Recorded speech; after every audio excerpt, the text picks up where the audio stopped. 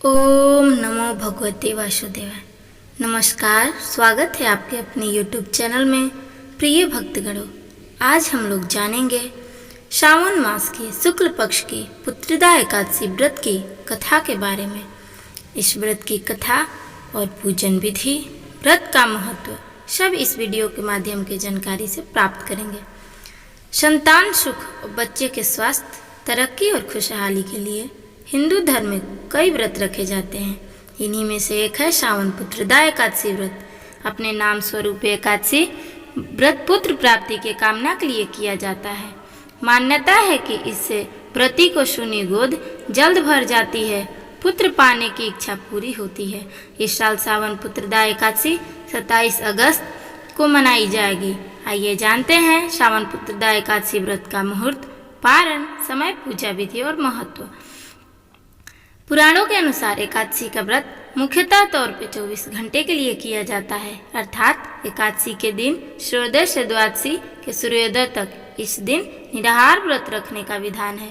एकादशी व्रत नियमों के अनुसार 10वीं तिथि को संध्या समय में अनाज का सेवन नहीं करना चाहिए। मान्यता है कि इससे एकादशी व्रत शुरू करने पर पेट में अन्न का कोई अवशेष नहीं रहता और व्रती पूरी तरह से शुद्ध होता है।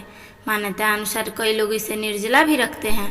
एकादशी के दिन सूर्योदय से पूर्व स्नान करने के बाद सूर्यदेव को जल चढ़ाएं, व्रत का संकल्प लें, पूजा स्थान पर गंगा जल छिड़ककर उस जगह को पवित्र करें। अब पूजा चौकी पर पीला कपड़ा बिछाएं, चौकी पर भगवान विष्णु की मूर्ति पूर्व दिशा में स्थापित करें, दाएं ओर कलश पर मौली बांधकर उसे स्थापित करें, उस पर लाल कपड़ा बांधे और उसकी पूजा करें। विष्णु जी का पंचामृत गंगा जल से अभिषेक करें, फिर पीले वस्त्र पहनाएं, हल्दी, कुमकुम, चंदन इत्यादि पूजन सामग्री अर्पित करें, मीठे का भोग लगाएं, उसमें तुलसी दल जरूर रखें। पुत्रदा एकादशी की कथा सुने, आरती के बाद जरूरतमंदों को अन्न, वस्त्र आदि दान करें। दूसरे दिन ब्राह्मणों को भोजन कराएं और शुभ मुहूर्त में व्रत खोलें। पुराणों में कहा गया है कि जब तक पुत्र माता पिता या अंतिम संस्कार नहीं करता, उनकी आत्मा को मोक्ष नहीं मिलता।